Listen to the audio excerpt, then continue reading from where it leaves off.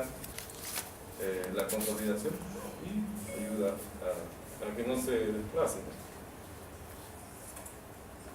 Nuevamente ejemplos de coles, volvemos a coles. La más común, fragmento desviado hacia atrás. Aquí está el dorso y aquí está la palma. Este es el metacarpiano del dedo gordo, el primer metacarpiano. ¿Y este hueso qué es? ¿Ah? Sí. Entonces el fragmento está volteado para acá, aquí está la fractura, ¿no? Hay que reducirlo y hay que desimpactar aquí. Fíjense aquí que se ve superpuesto la parte distal del radio con la primera fila del campo, se ve superpuesto, se ve montado, digamos, por la angulación. Aquí con esto se ve superpuesto. El radio viene así, se ve superpuesto. Debe verse el espacio articular. Ejemplos de reducción. Aquí después de reducción y fijación, ¿no? Con clavo de Kirk de mejor 2 que 1.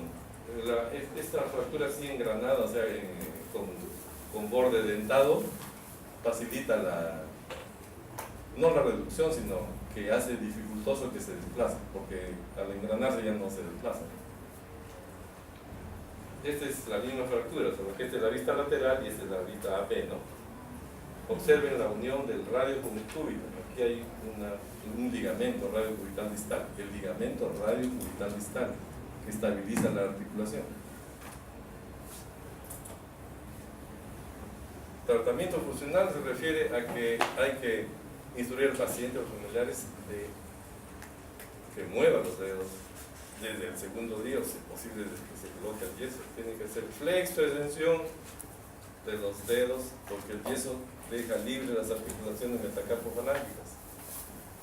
Flexo, extensión y dedo por dedo, con la otra mano hay que ayudarle al máximo, flexionar y extender, dedo por dedo. El pulgar también hay que movilizarlo. Esto mejora la circulación y evita la atrofia, o que no sea muy acentuada la atrofia de los músculos que mueven los dedos. Y hay que instruirle que lo haga pues a cada rato, una rutina cada 10 minutos, cada 15 minutos, que haga esto, ¿no?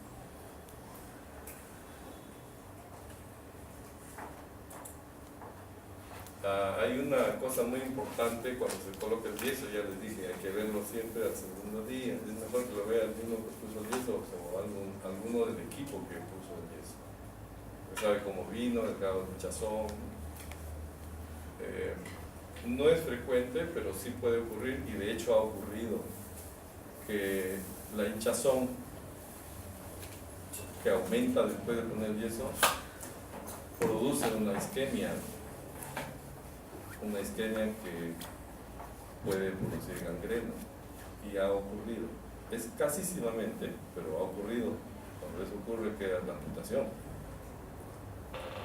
Por eso hay que instruirle al paciente, explicarle al paciente o al familiar que si se presentara estos tres signos: cianosis distal, piel fría en el pulpejo y dolor con los dedos en garra, tienen que acudir de inmediato a la emergencia. Si sean 3, 4 de la mañana, no esperar a las 8 de la mañana, que vaya. Si se presenta eso, que vaya para evaluarlo. Si necesita abrir el yeso, se abre el yeso. Si se necesita retirar, se retira. Ya la fractura pasa a segundo plano. Lo que hay que evitar es la isquemia y la gangrena. Ustedes ya conocen el síndrome compartimental, ¿no? Eso se puede producir dentro del yeso. Síndrome compartimental. Y la isquemia de Volkmann tiene mucho que ver con la circulación. Y hay edemas que no son tan graves, pero producen un grado de isquemia que llegan a producir un daño de tejido, un daño leve, pero después hay una contractura isquémica de Volkmann. Se deja una secuela irreversible.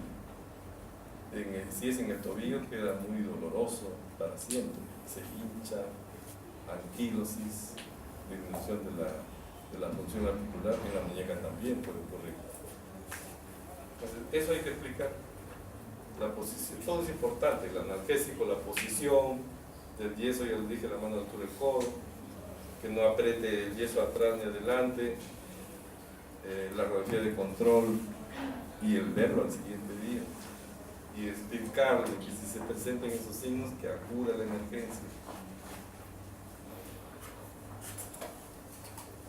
Otras fracturas en la parte distal del radio son la fractura de Smith, también llamada colis invertida. ¿Por qué? Porque se ubica en el mismo lugar, pero la angulación es al contrario de la de colis, y sigue hacia adelante.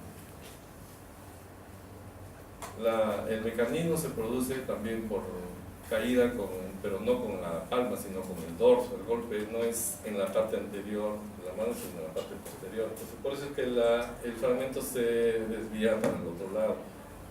También hay fracturas en cuña, puede ser interna o externa.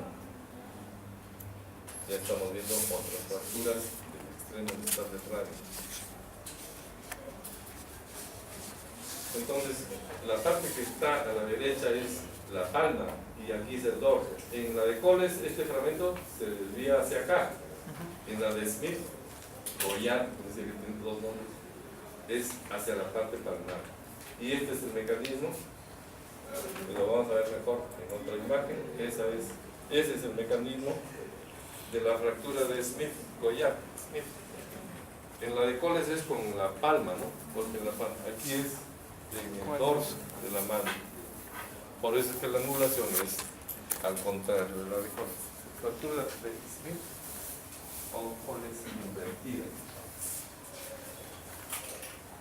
Tratamiento similar, porque la reducción, la maniobra es al contrario, pero el yeso es el mismo, es un braquimanual. Es Smith Goyard, Goyard Smith. El trazo de la fractura está situada al mismo nivel que de la fractura Otu-Coles, pero el traumatismo es un golpe en el dorso de la mano y el desplazamiento es inverso. La angulación es posterior. Imágenes de reducción aquí abajo. ¿Ven abajo? Aquí hay un fragmento que sobresale, ¿no? Pero todo el espesor está aparentemente normal. Miren la línea articular aquí. Pero esta es una, digamos, una tapa. La fractura no atraviesa hasta el otro lado. Se ha roto esta parte de aquí, la parte anterior. Pero llega hasta el final, por lo tanto es una fractura articular. Llega acá. En este lado llega hasta el final. Esta es la AP, pero no se ve muy bien. En la lateral sí se ve el desplazamiento. Y este fragmento hay que reducirlo porque es una fractura articular. Se pone una placa, lo cual mantiene el fragmento en su lugar, lo fija después de reducir. Esta es una placa en T, recta, porque hay también placa en T oblicua. La placa en T oblicua sería más o menos siguiendo la inclinación del radio, ¿no? Esta es recta y la otra es placa en T oblicua. Entonces es reducción abierta y fijación interna, ¿no? De esta fractura de Barton, se llama esta, fractura de Barton.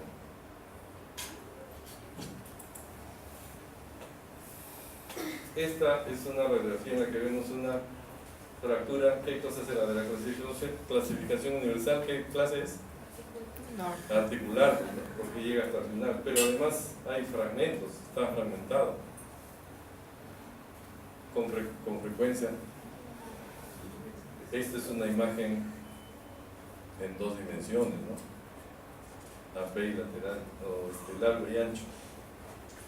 Pero cuando se entra a operar, es tridimensional y con frecuencia se encuentra más conminución de lo que aquí se ve.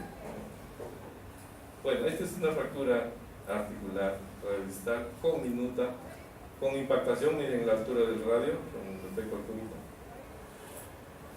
y que se ha reducido con clavos de Kidner.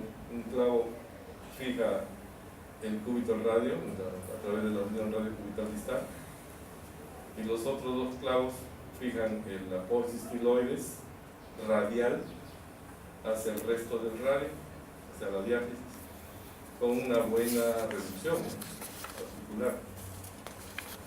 Es otra forma de reducir.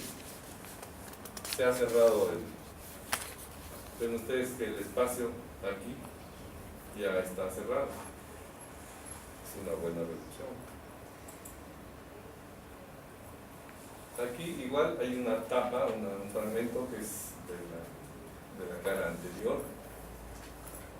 Es una fractura de Barton, pero que está asociada a una luxación, porque este semilunar debe estar aquí, articulándose con el radio. El radio es este ancho, y el cúbito es el más delgadito. Esta es una luxofractura. Hay una luxación y hay una fractura. También es de necesidad quirúrgica. Aquí tenemos una fractura articular, porque llega hasta el final. ¿Lo ven? Una fractura de la apófisis tiloides radial.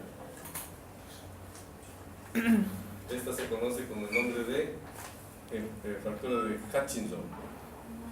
Es articular y es quirúrgica, por lo tanto.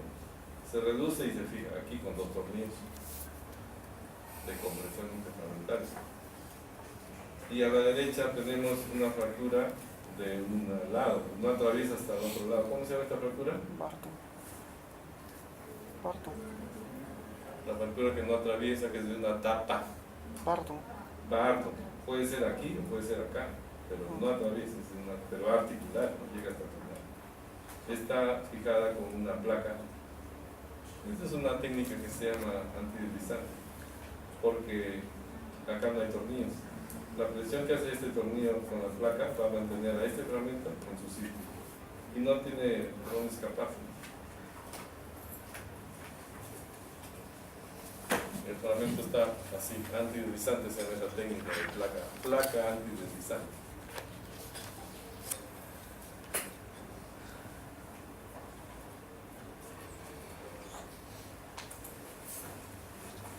Otros ejemplos de fractura, fractura conminuta, porque tiene más de 2 fragmentos, articular, reducida y fijada con una placa en T, vista AP y vista lateral, placa y tornillos.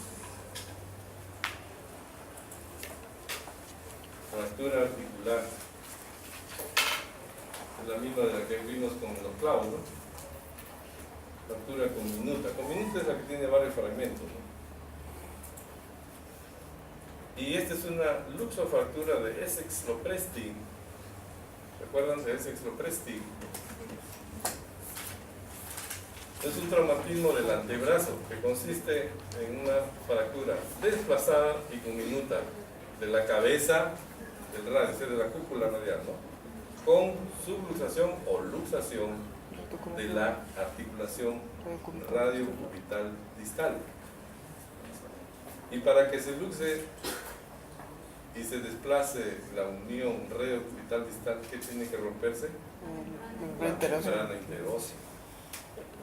Entonces, se rompe la membrana interósea, se corren los fragmentos y el radio, o sea, la diálisis radio, se desplaza proximalmente. ¿Cuánto? Depende de la fuerza con que se produce el traumatismo. La severidad consiste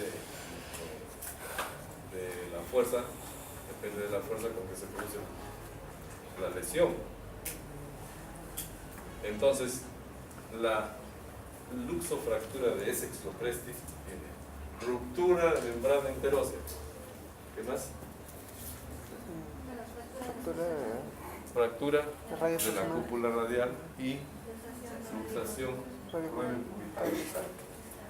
Se rompe el ligamento radiocubital distal. Ese es Essex-Lopresti.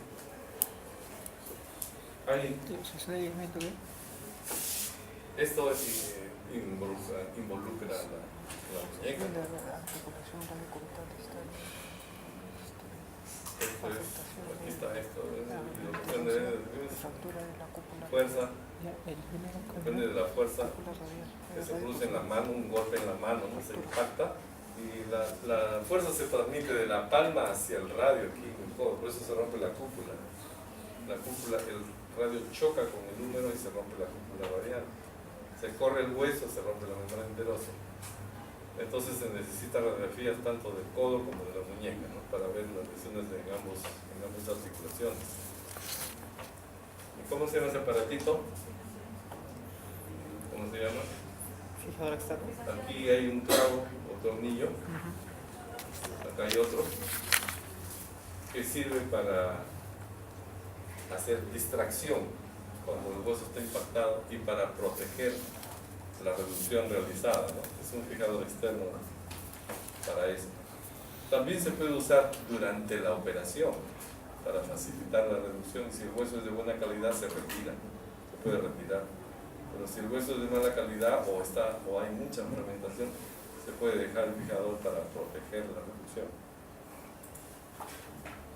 Y este es un ejemplo de un paciente que acude a la emergencia, es un niño que acude a la emergencia después de haberse caído de la barra, estuvo jugando y se cayó y puso la mano y se lesionó la muñeca, llega con esa actitud antálgica, fase dolorosa, deformidad en la muñeca, que la vamos a ver acá mejor. Miren esa deformidad en la muñeca, hinchazón, volumen, aquí se ve mejor. Es niño. ¿Qué será esto? ¿Recuerdas su modo de tenedor? ¿Ah? ¿Coles? Coles. ¿Coles? Coles. Miren, ahí se ve mejor, ¿no? Modo de tenedor. Es como dorso de tenedor, ¿no? ¿Qué es? Pero los niños no tienen coles. Los niños no presentan fractura de coles. Los niños tienen fractura parietal, ¿no? O parte 1 de la clasificación de fractura de niños. Salter y Harris, grado 1, pueden presentar. O ensayo verde. O cuando se rompe un hueso en un miembro donde hay dos, se rompe uno y el otro se encorva. Se hace una curva, ¿no? Sin romperse. Yo he visto niños que el hueso del antebrazo se dobla 90 grados. Sí, el antebrazo 90 grados y no se rompe. Es medio plástico. Uno cuando en la pierna o en el brazo, cuando se rompe un hueso y el otro se incurva, se llama incurvación plástica. Y cuando el hueso se angula sin romperse, como el tallo de un rosal, que usted quiere romperlo y no es difícil para arrancarlo, ¿no? Se dobla pero no se quiebra, ¿no? Entonces, por eso se llama entallo verde. Los niños presentan fractura en tallo verde. Y si se produce un traumatismo, una caída, y toman radiografía y se nota que la silueta del hueso en un sitio como que sale un cerrito así chiquitito, se llama torus. Ahí ha ocurrido la fractura. Bueno, este es un niño que viene de emergencia con esa deformidad, fases dolorosa, deformidad así en dorso tenedor. Ya les dije. Y esa es la radiografía. Dicen que el eje de radio y cúbito no siguen el eje de los metacarpianos ni del carpo, está por otros niveles. Esto de acá debe estar acá. Y acá hay un fragmento como que se ha roto, ¿no? ¿Qué cosa se ve esto? ¿Ah? Entonces es un niño, no es adulto. Y aquí no se ve muy claro, se ve superpuesto el radio y cúbito con los huesos del carpo. Claro, está angulado, desplazado. Ven la imagen, miren la imagen, los huesos ustedes lo pueden identificar, los huesos del carpo. ¿Cuántos son? 8. ¿Cuáles son? El capoide, el que son. Trapecio, trapecio, estos, ¿no? 8 huesos, no se ve claro, ¿no? Son 8 huesitos del carpo, no se ve. Se ve como en nube, ¿sí? Porque está superpuesto con el radio y con el cúbito. La maniobra de reducción semejante a la de coles, no es coles, los niños no tienen coles. Tracción y contratracción, y el manipulador hace la reducción semejante a la de coles. Luego, ¿qué se hace? Y eso. Y su radiografía de control es una radiografía comparativa. En los niños hay que tomar siempre radiografía comparativa. Si un niño tiene una lesión en la pierna, en el fémur, en la cadera, el hombro, el brazo, el codo, tienen que tomar comparativa. la lesionada y el sano. ¿Por qué? Porque el niño tiene cartílagos de crecimiento y los cartílagos pueden semejar fracturas, fisuras. A veces el cartílago de crecimiento está partido en dos, así es normal. Y ustedes ven una, y se ha roto el cartílago. Lo ven en otro, está igual, entonces no está roto. Entonces, radiografía comparativa. Algún familiar les consulta. Oye, a Carlitos se ha caído, se hinchado. Radiografía comparativa. En una sola placa se tienen que ver los dos. Entonces aquí sí se ve bien claro los huesos del carpo, ¿no? Es el mismo paciente, el otro que lo veía todo borroso, aquí se ve claro, ¿no? ¿Y cuál es el lesionado? ¿Cuál es el lado que se está lesionado? ¿Derecho o izquierdo? Derecho. ¿Por qué? ¿Ah? Pero lo que se salió del sitio, ¿cuál era? El cartílago de crecimiento se había salido. Y ahora vamos a ver la lateral, miren cómo se retrocede. No retrocede. Entonces para adelante. Esa es la lateral. La derecha ha salido un poquito oblicua, pero ya se ve que el eje del antebrazo que sigue los huesos del carpo y del metacarpo, ¿no? El otro estaba a otro nivel, ¿no? Ven ustedes la línea que sigue, ¿no? El eje axial del antebrazo con los huesos del carpo y del metacarpo.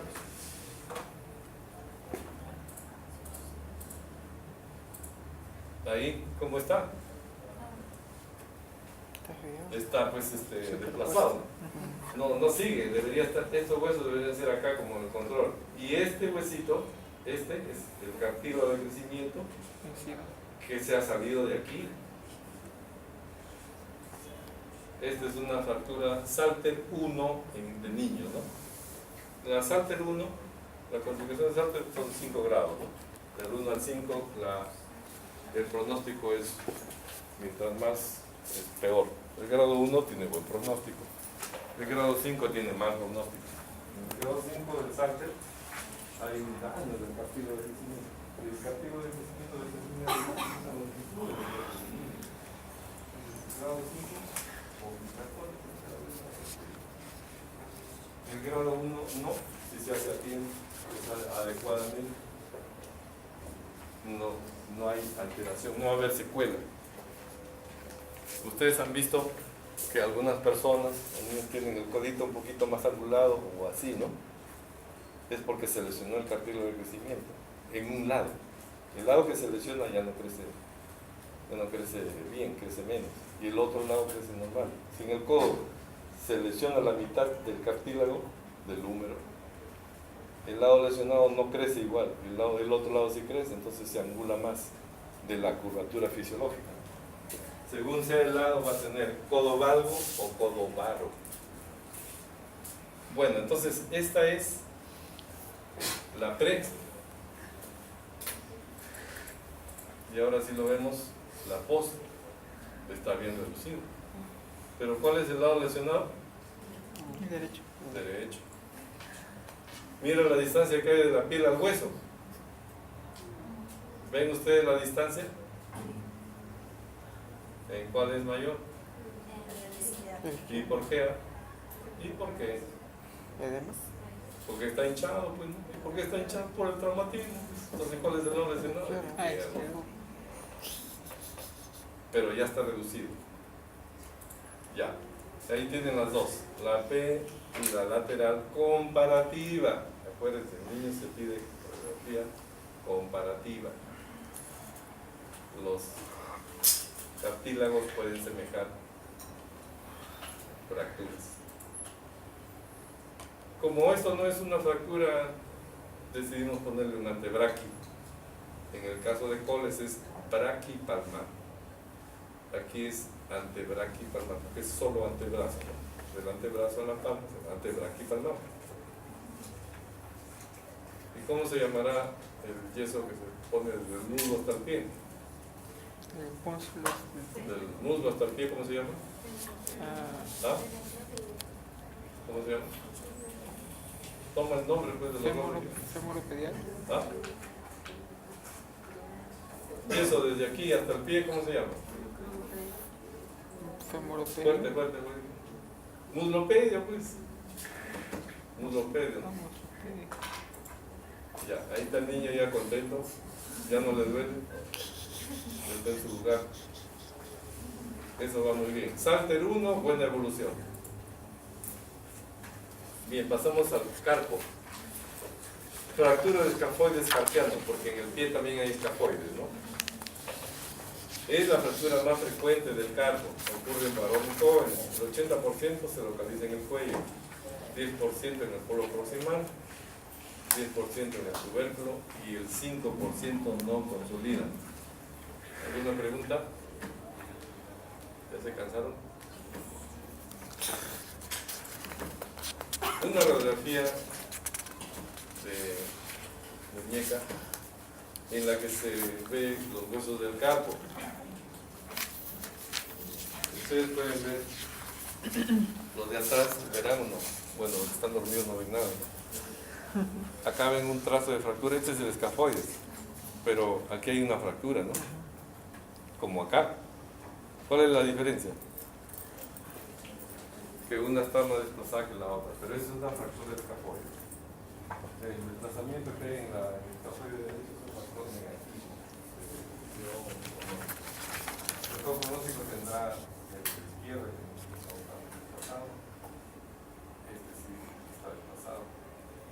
Ese es un factor de los varios que vamos a mencionar, de los varios factores negativos, desfavorables. ¿Desfavorables para qué? Para la consolidación. No, quiero que pongan atención en esta fractura porque tiene una repercusión grave si no pega el hueso. El mecanismo es en hiperextensión, o sea, apoyo, traumatismo, apoyo en hiperextensión de la muñeca. Así se produce la fractura del escafoides. La carga se transmite del radio del escafoides, golpe. El escafoide choca con el radio y ahí se produce la fractura. Es que los huesitos están fijados, no están trabados por ligamentos y al no poder desplazarse pues, se fuerza y se fractura. Clínicamente hay el antecedente de caída, hay dolor en la muñeca y especialmente en la tabaquera anatómica, ¿no? La tabaquera anatómica es este triángulo, ¿no? Tiene dos límites, dos lados y una base. La base es el radio, ¿no? ¿Y los lados cuáles son? El de afuera, ¿qué tendones son? Son dos tendones acá. Abductor largo y extensor corto. ¿Tienes tu uña tú larga? Mete tu uña aquí. ¿Qué uña larga? ¿Tú tienes uña larga? Uy, no, pero realmente el dedo acá. Tú no, pero mételo así. Con una cuerda aquí y otra acá, ¿no? Con dos, ¿no? Ese es abductor largo y extensor corto. ¿Y el otro lado? Flexor. Abductor largo y extensor corto. Y acá, extensor. Esa es la tabaquera anatómica, que es un triángulo, ¿no? Y la base es el radio. Hay relieve cuando hay fractura de escafoides. No necesariamente hay deformidad, hinchazón. Una apariencia puede ser normal, pero hay dolor. Y hay exquisito dolor en la tabaquera, ¿no? Ese es signo de fractura de escafoides, o sospecha por lo menos. Dolor a la compresión, no hay movimiento, hay limitación funcional y puede o no haber chasquido y crepitación. El estudio radiográfico para la fractura de escafoides incluye 4 incidencias: la AP, lateral, la PA, PA, póstero anterior. Ese radio tiene que venir así. La posición anatómica es esta, ¿no? Este es anterior y este es posterior. El rayo tiene que ser póstero anterior. Lateral, póstero anterior con desviación cubital, posterior anterior con deviación cubital y oblicua con deviación cubital, o sea, oblicuo es Girado. así, ¿no? Con la mano girada. Oblicuo es así, el rayo así, deviación cubital. Esas son las 4 incidencias. Pero aún con las 4 incidencias, la fractura puede pasar desapercibida, puede no verse. Entonces es importante la clínica, el antecedente, el dolor en la tarjeta anatómica, la limitación funcional. La tomografía y la resonancia magnética sí son más informativas, pueden evidenciar el diagnóstico de fracturas escafoides precozmente. La gammagrafía no es buena, da muchos falsos positivos en la fractura de escafoides. ¿Y por qué está en rojo?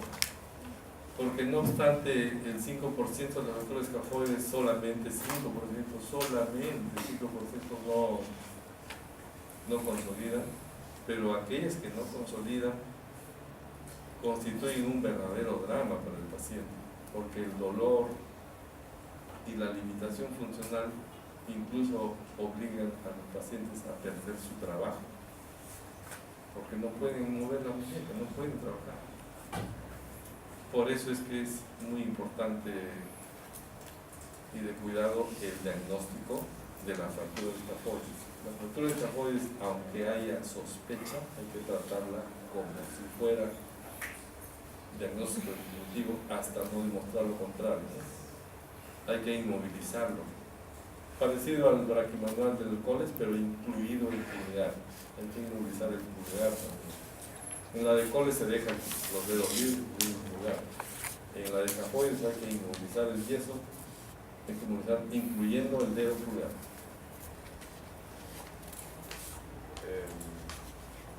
No se puede decir cuáles o qué pacientes van a ser los que no van a pegar el escafoides. No se puede decir cuáles consolidarán, cuáles irán bien y cuáles mal. Entonces a toda sospecha de escafoides hay que tratarlo desde el principio con inmovilización.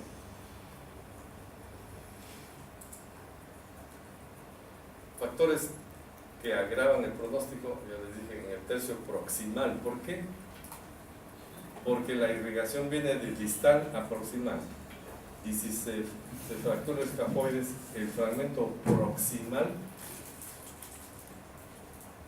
se priva de la circulación, se queda sin circulación. Si queda sin circulación, ese huesito muere.